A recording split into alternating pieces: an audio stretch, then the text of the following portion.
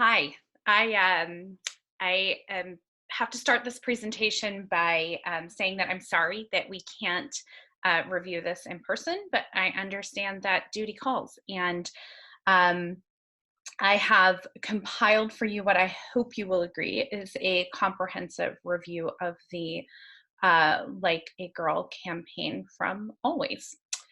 Our market share remains very, very strong. We are, as you can see from the statistics that I'm sharing on the screen, still very much the king of our industry. Might be more appropriate to say we're the queen of this particular industry, but we certainly lead in the female hygiene sector. Consumers are 50% more likely to prefer our brand than our leading competitor, which is Kotex. Kotex is followed by Stay Free. Stay Free. And it is important to note that of the three top brands, we make up 60% of, a little over 60% of consumer preference in the personal hygiene category. So Procter & Gamble, also known as P&G, is of course the biggest consumer goods company in the world and is the manufacturer of Always. P&G's two biggest CPG competitors are Kimberly-Clark, who make Kotex, and Johnson & Johnson, who manufactures Stay Free. Given the dominance of the three main brands in this space, making up over 60% of consumer preference, we are operating in an oligopoly.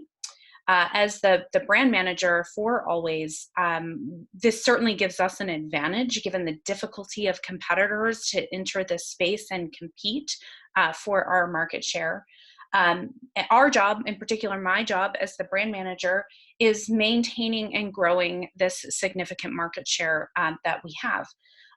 So to measure our performance, I want to first level set on our biggest competitor, and that is Kotex, and take a look at one of their campaigns, their newest campaigns, and compare it to how well Like a Girl is performing. So You by Kotex messaging is really all about destigmatizing the period. The Wall Street Journal actually this January just did a nice story on You by Kotex and described their latest campaign as Kimberly-Clark's approach to marketing its You by Kotex product on social media and streaming TV comes as more companies look to tap into a movement to end the squeamishness and stigma around women's health and grooming needs. And they have certainly tackled that with this campaign. And it's a good campaign. It's a fun campaign. And actually what's really interesting is that really Kotex is not really, they are following our lead at Always. So we launched Like a Girl several years ago. And in launching Like a Girl, we shifted more from a USP messaging strategy to a brand image campaign strategy. So rather than highlighting the different, that what makes our product unique compared to a Kotex or a Stay Free or other brands, we really focused on a brand image. And that is exactly what Kotex has shifted to recently following our lead, where they are highlighting Kotex and really showing Kotex as a brand, as a forward-thinking, female-focused company that is really on a mission to destigmatize periods and to empower women. While I think it's interesting, right, that the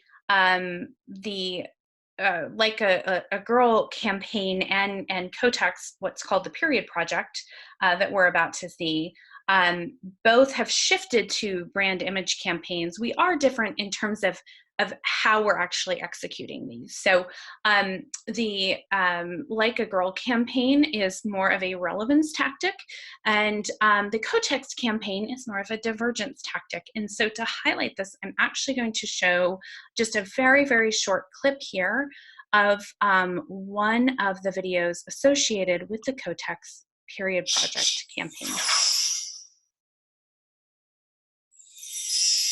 How do I feel about my period? We're like this. I love it. I want to hold really soft things, like my cat. It makes me feel really pure. Sometimes I just want to run on the beach. I like to twirl, maybe in slow motion. And I do it in my white spandex. And usually by the third day, I really just want to dance. The ads on TV are really helpful because they use that blue liquid, and I'm like, oh, that's what's supposed to happen. You like Votech. So a funny, well put together, makes you chuckle campaign from Kotex, and it certainly has been well received in the market. But when it comes down to it, really looking at our competitors' period projects campaign side by side with the Like a Girl campaign, what we can actually see is that on the top here are the last 2 weeks from Keyhole of measuring the social impact of an engagement of hashtag like a girl compared to hashtag period projects. And what's really, really interesting is that you can actually see, despite the recency of the launch of the period projects campaign, Like a Girl still has a stronger social echo than the period project. And so obviously the Like a Girl campaign still doing very, very well compared to our closest competitor. And we'll dig some more into some of the success that we have had at Like a Girl as well, against some other metrics that we use to measure the performance of this campaign. So when Always tasked our team to target the next generation of consumers, which we identified as millennials age 13 to 34, we, like most successful marketers, started with data. So we partnered with a research firm, Research Now. We launched a proprietary research study that produced results that truly spoke to our team and presented an opportunity for Always. The results were very surprising. So not only did we uncover an opportunity to really entrench ourselves with our new upcoming consumer, right? Our new target demographic, but we also uncovered a way to make a real difference in the lives of women. So here are a couple of the highlights of our findings. 72% of girls that were surveyed in this proprietary survey feel that society does limit them. 7 out of 10 girls feel that they do not belong in sports. 50% of girls at puberty feel paralyzed by the fear of failure and the societal pressure that they feel to be perfect. So these were obviously very alarming to us pre-campaign when we were trying to figure out how we were going to put this messaging together and how we were going to go to market to try to claim this next generation of consumer as an Always loyalist. These results led to our decision to shift from USP messaging, where we emphasize the differences in our products as compared to Kotex and Stay Free and others, and shifting to this brand image strategy that we're looking at today. We knew we had an opportunity, especially using that full muscle of Procter & Gamble being a global giant, to turn this campaign into something more of a mission that could make a real difference in the lives of young women, all while accomplishing the business mission of the brand. So our strategy of combining a brand image campaign with relevance messaging has far exceeded our expectations. So when we took a look at our post-campaign research, this is what we found. We found that 3 times more girls now have a positive association with the phrase like a girl, a huge increase from 19% to 76%. 70% of the girls in the survey now believe young girls would be more confident if they played sports, and 85% now feel encouraged to keep trying after experiencing failure. So beyond the success, some of these mission-driven stats that I've shared, I wanted to share a couple of the more traditional metrics that we use to measure the success of an advertising campaign. And granted, this is a bit of an eye chart, so I'm not going to read them all, but I do want to point out that we had 1 million people share this video. We had almost 2,000 earned media placements that were secured around the globe. We had more than 290 million social impressions in the United States alone, of which 99% were positive or neutral on the messaging. So just really, really outstanding success associated with this campaign.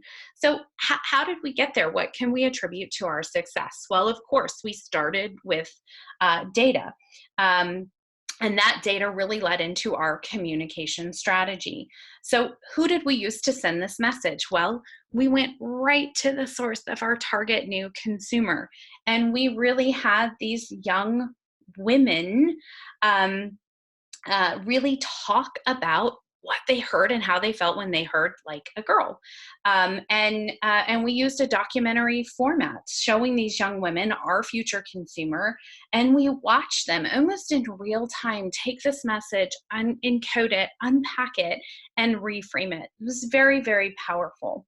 And why was it so powerful? Well, in large part, it is because of we used the talents of the award-winning documentary filmmaker Lauren Greenfield, who visualized the message for us and really made us feel how powerful this shift was and how people perceived Like a Girl at the beginning of the campaign and at the end. Really most compelling was watching this encoding and decoding happen with the consumers from all walks of life: men, boys, women, young girls, different demographics, having these before and after aha moments with the Like a Girl message.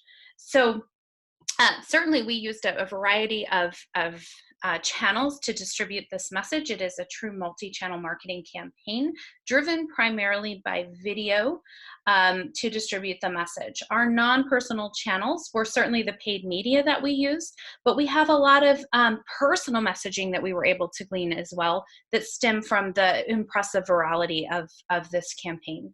So some key tactics that we used: we introduced a hashtag, Like a Girl. We launched a video that leveraged paid media, which actually gained us earned media as a result of that paid media placement. The video launched on kind of the standard platforms: YouTube, Facebook, Twitter, and this was before Instagram was even as big, right? It certainly is on Instagram now. And we achieved a strong social echo by leveraging some key influencers that we paid and bloggers to share on their social platforms. We did pay for endorsements from celebrities like Vanessa Hudgens and Bella Thorne that were chosen because of their alignment with our target audience, our new consumer that we were seeking to reach. But we were very, very pleasantly surprised by the celebrity endorsements that were non-paid. So celebrities like Sarah Silverman, Tyler Oakley, Maria Shriver, Cher, Kristen Bell, Chelsea Clinton, Melinda Gates, all of whom shared this message without any compensation whatsoever. So how successful was our communication strategy? At the end of the day, when we sent this message out there into varying channels, how did people decode it and receive that message? Well, I think the KPIs speak for themselves. I've shared a lot of them, but one that we're most proud of is the one that you see at the bottom of this slide, and that is that 94% of the people in this survey agree that the Always Like a Girl campaign has encouraged girls to be more confident. So really a tremendous success. In preparing for this communication strategy, we certainly considered noise, as we always should.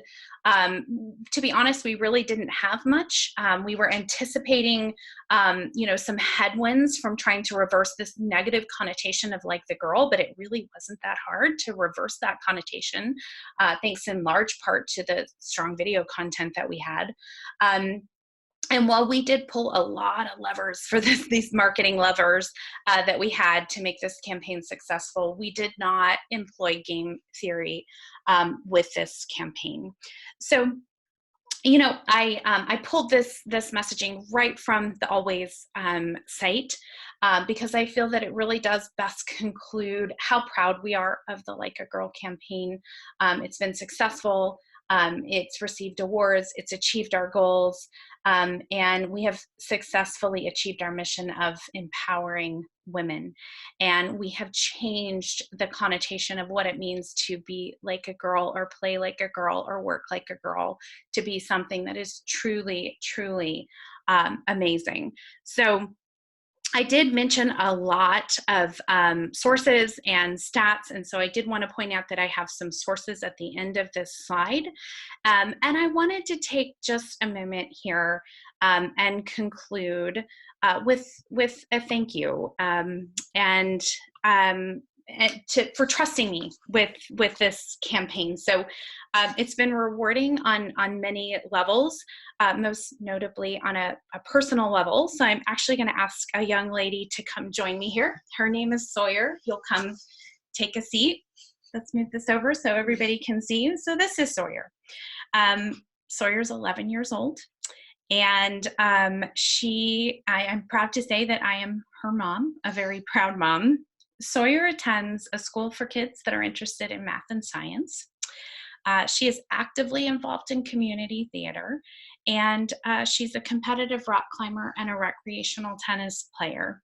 So Sawyer is certainly our future consumer. She is the demographic that we were targeting with this campaign at Always. And she is very, very proud to be taking on this world like a girl. So thank you. Thank you, Mom. You're welcome.